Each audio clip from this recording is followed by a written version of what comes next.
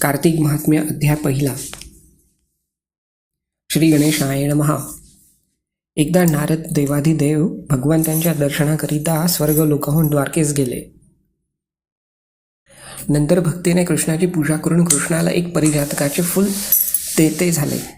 कृष्णांनी ते फूल घेऊन रुक्मिणीला दिले. इतक्यात नारदांनी त्वरेने जाऊन ती सर्व हकीकत सत्यभामेला सांगितले. मग भगवान कृष्ण सत्यभामेच्या ग्रही गेले. तो आपली प्रिया दुःखित होऊन एकीकडे बसली आहे असे त्यांनी पाहिले. तेव्हा भगवान हसून म्हणाले, हे प्रिये, तुला कशापासून दुःख झाले ते मला सांग. तेव्हा रागाने जिचे ओठ थरथर कापत आहेत अशी सत्यभामा म्हणाली की परिजातकाचे फूल मला न देता तुम्ही रुक्मिणीला का दिले.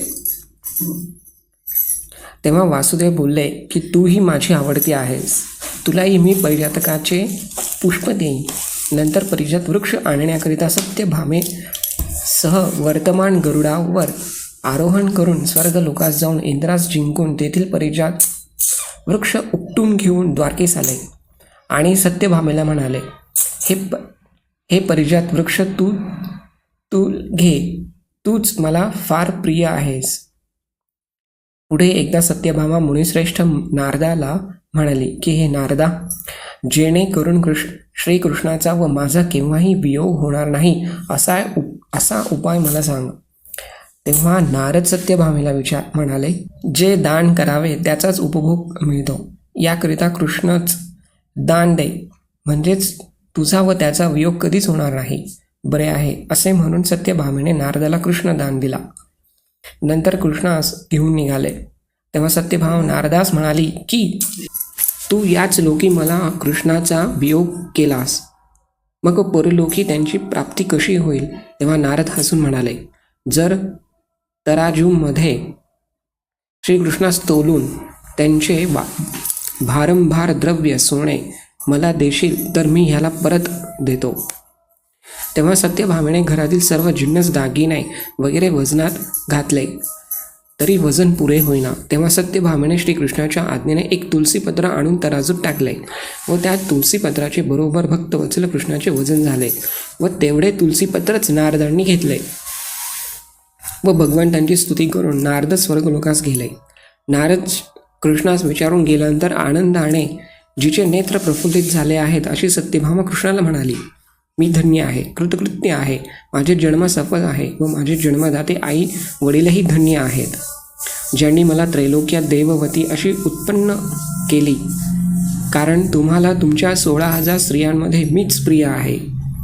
म्हणूनच मी भगवान कल्पवृक्षासह यथाविधी नारदास दान दिला. पृथ्वीवरील लोक केवळ ज्याची वार्ताही जाणत नाही तो प्रत्यक्ष कल्पवृक्ष परिजात म्हणजे अंगणात आहे. त्रैलोक्यपती देवाची मी अतिप्रिय आहे. म्हणून तुम्हाला थोडे विचारावे असे इच्छा आहे.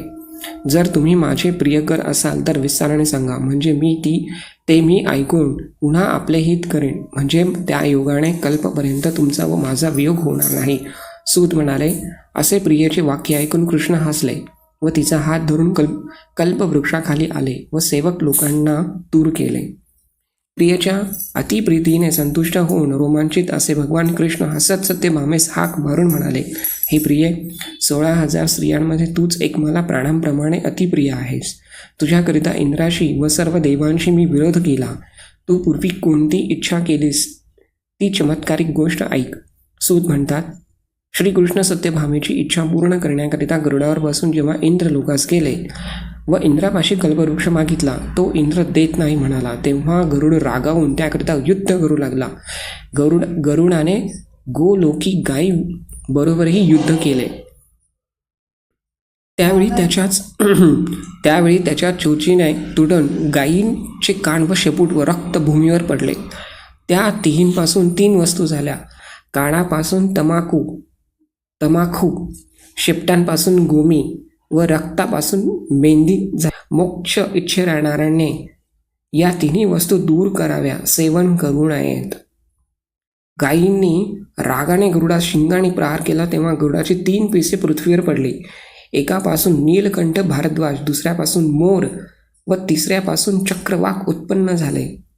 या 3च्या दर्शनाने शुभ फळ मिळते. याकरिता ही गोष्ट तुला सांगितले. गरुडाच्या दर्शनाने जे फळ ते यांच्या दर्शनाने मनुष्यास मिळते व वैकुंठ प्राप्त होतो.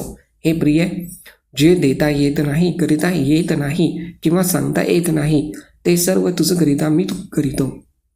तर तुझा प्रश्न कसा सांगणार नाही? तुझ्या मनात असेल ते विचार. सत्यभामा म्हणाली, मी पूर्वी दान, व्रत किंवा तप काय केले होते की ज्यांच्या योगाने मी मनुष्य असून मनुष्यापेक्षा श्रेष्ठ झाले व तुमची अधोगी पत्नी होऊन गरुडावर बसून तुमच्याबरोबर इंद्रादिक देवतांच्या स्थानाला जाते. म्हणून विचारते की पूर्वी मी काय पुण्य केले? पूर्वजन्मी मी कोण होते? कोणाची कन्या होते ते सांगा. कृष्ण म्हणतात, चित्त देऊ नाईक, पूर्वी जन्मी तू काय व्रत केलेस ते सांगतो. कृतयुगामध्ये शेवटी मायापुरीमध्ये अत्री गोत्री देव शर्मा या नावाचा ब्राह्मण राहत होता. तो वेदांगे पढलेला असून सूर्याचे व्रत करणारा, अग्नी व अतिथी यांची सेवा करणारा असा होता. तो नित्य सूर्याची आराधना करणारा असल्याकारणे प्रत्यक्ष सूर्यासारखा तेजस्वी होता. त्याला वृद्धपणी गुणवती नावाची मुलगी झाली. त्याला पुत्र नसल्यामुळे आपले चंद्र नामक शिष्याला ती मुलगी देऊन त्याला मुलाप्रमाणे मानित होता व तो शिष्यही त्याला वडिलांप्रमाणे माने. ते दोघे गुण एके दिवशी दर्भसमी आणण्याकरिता अरण्यात गेले व हिमालयाच्या पायथ्याशी वनात इकडे तिकडे फिरू लागले. इतक्यात त्यांनी भयंकर राक्षस येत आहे असे पाहिले व भयाने घाबरून पळण्यास असमर्थ झाले असता त्या दुष्ट यमासारख्या भयंकर राक्षसाने त्या दोघांस ठार मारले. त्या क्षेत्राच्या पुण्याने व त्यांच्या धर्मशीलपणाने त्यांना माझ्या पार्षद गणांनी वैकुंठास नेले. त्यांनी आमरण सूर्याची पूजा वगैरे करून जे पुण्य केले तेणेकरून मी प्रसन्न झालो. शंकर, सूर्य, गणपती, विष्णू व देवी यांचे उपासक जसे मेघांचे पाणी अखेर समुद्रास मिळते त्याप्रमाणे मलाच येऊन मिळतात. मी एकच असून नावांनी व कृतीने 5 प्रकारचा झालो आहे. जसे एखाद्या व्यक्तीला देव दत्ताला त्याचे पुतणे, भाचे, नातू, मुलगे वगैरे निरनिराळे काका, मामा इत्यादी नावांनी हाक मारतात तसंच पुढे ते दोघे वैकुंठात राहणारे, विमानात बसून फिरणारे, माझ्याप्रमाणे रूप धारण करणारे, माझ्याजवळ राहणारे, दिव्य स्त्रिया व चंदनादी भोग भोगणारे असे झाले. इथे श्री पद्मपुराणे कार्तिक मास प्रथमोध्याय